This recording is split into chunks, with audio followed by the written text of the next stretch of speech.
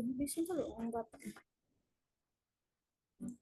Bismillahirrahmanirrahim. Alhamdulillah. Alhamdulillahirabbil alamin. Wassalatu wassalamu ala asyrofil anbiya'i wal mursalin wa ala alihi wa sahbihi ajmain. Amma ba'du. Langsung saja untuk mempersingkat waktu, di sini saya akan menjelaskan tentang metode pembelajaran quantum teaching. Dengan saya Rizky Afriani, NIRM 1207.21.0224.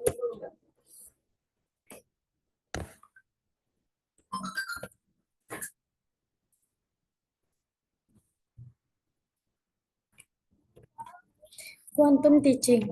Menurut Suryudin 2010, quantum teaching adalah sebuah badan ilmu pengetahuan dan metodologi yang digunakan dalam merancang penyajian dan fasilitasi supergame. Sedangkan menurut Dewater 2005, quantum teaching adalah orkestrasi bermacam-macam interaksi yang ada di dalam dan sekitar momen belajar.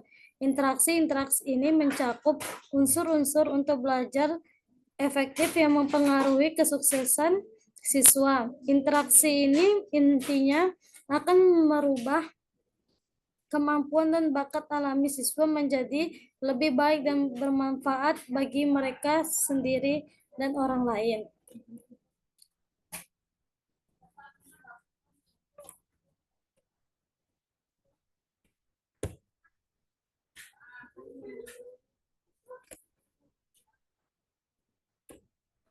Dari penjelasan di atas, dapat disimpulkan bahwa quantum teaching adalah metode pembelajaran yang berfokus pada hubungan dinamis dalam lingkungan kelas. Dalam pelaksanaannya, guru atau pengajar diharapkan untuk selalu melibatkan siswa sebagai sumber dan bukan objek. Dengan begitu, akan tetapi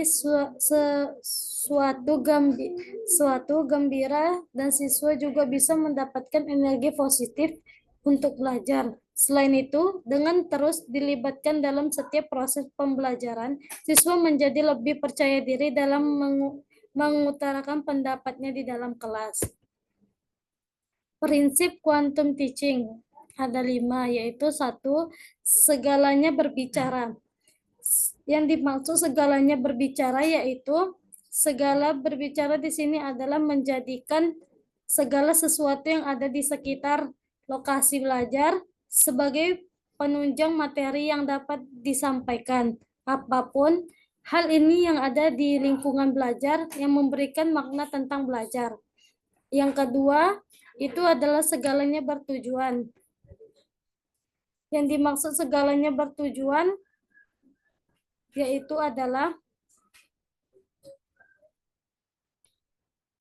segala hal yang dapat di lingkungan belajar maupun lingkungan belajar yang mempunyai tujuan, mulai dari guru yang menyapa, guru yang mengajar, dan media dan alat peraga yang digunakan. Semua memiliki tujuan yang jelas. Yang ketiga itu ada pengalaman sebuah pemberian nama. Yang dimaksud pengalaman sebuah pemberian nama adalah otak akan berkembang pesat ketika mendapatkan rangsangan yang menggerakkan rasa ingin tahu. Jadi setiap kali akan memperkenalkan materi baru kepada siswa. Bisakah untuk memberi rangsangan pada siswa? Rangsangan dapat berupa aktivitas sehari-hari dan menempatkan siswa sebagai objek. Yang keempat ada akui setiap usaha.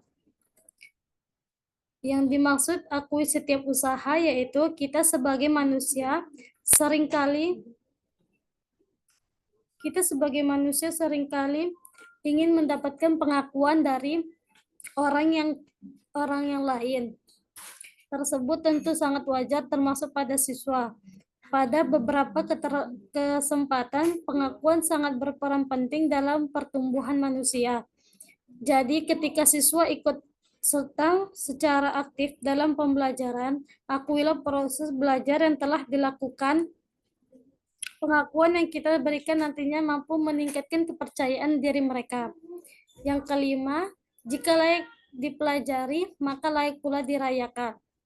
Nah, yang dimaksud dari itu, setelah memberikan pengakuan pada siswa, tidak ada salahnya untuk melakukan perayaan pelajaran setelah mencapai sebuah tujuan pembelajaran tertentu sebagai asik untuk yang dilakukan. Lebih lebih terlebih bagi siswa yang butuh banyak dukungan moral.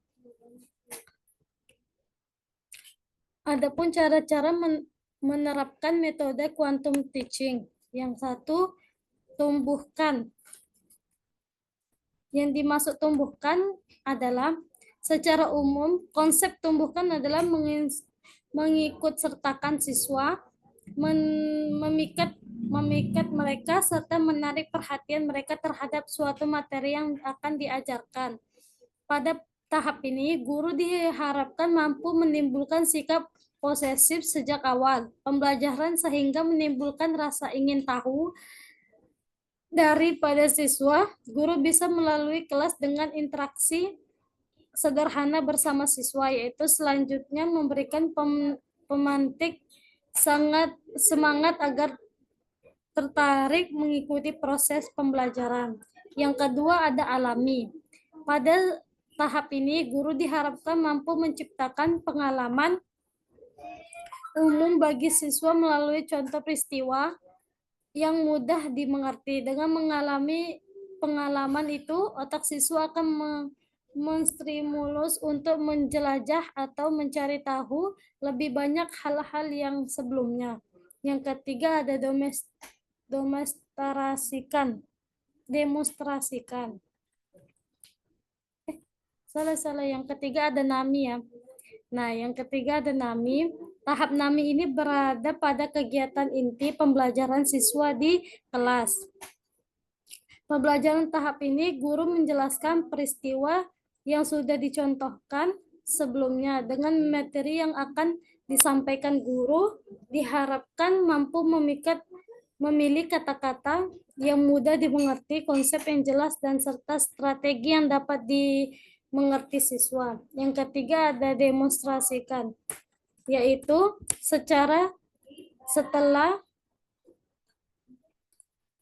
memberikan contoh dan pembelajaran, selanjutnya memberikan kesempatan kepada siswa untuk menerapkan apa yang telah mereka pelajari. Hal ini dapat dilakukan dengan menggunakan alat peraga, bermain peran, dan ataupun dengan permainan sederhana. Yang kelima ada ulangi. Tahap ulangi ini pada dasarnya bertujuan untuk memperkuat hal-hal yang telah dipelajari siswa di tahap-tahap pembelajaran sebelumnya. Biasanya untuk mengulangi hal-hal yang telah dibahas pada pertemuan tersebut. Pastikan siswa telah memahami hal tersebut dan dijelaskan saat itu. Bila perlu diberi rangkuman tentang materi yang telah dibahas. Yang keenam ada rayakan. Tahap ini berada di bagian terakhir yang sekaligus menjadi penutup dari rangkaian metode quantum teaching. Tujuan dari adanya tahap ini adalah memberikan rasa puas untuk menghormati usaha, ketekunan, dan kesuksesan yang telah dilalui oleh siswa sehingga akhirnya memberikan rasa kepuasan dan kegembiraan. Dengan mengakhiri sesuatu secara baik dan gembira, maka pada pertemuan selanjutnya siswa cenderung akan lebih bersemangat dan bermotivasi dalam belajar.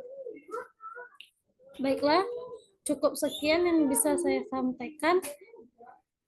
Selebihnya mohon maaf kalau ada kekurangan dan kesalahan. Wabillahi taufiq wal hidayah. Wassalamualaikum warahmatullahi wabarakatuh.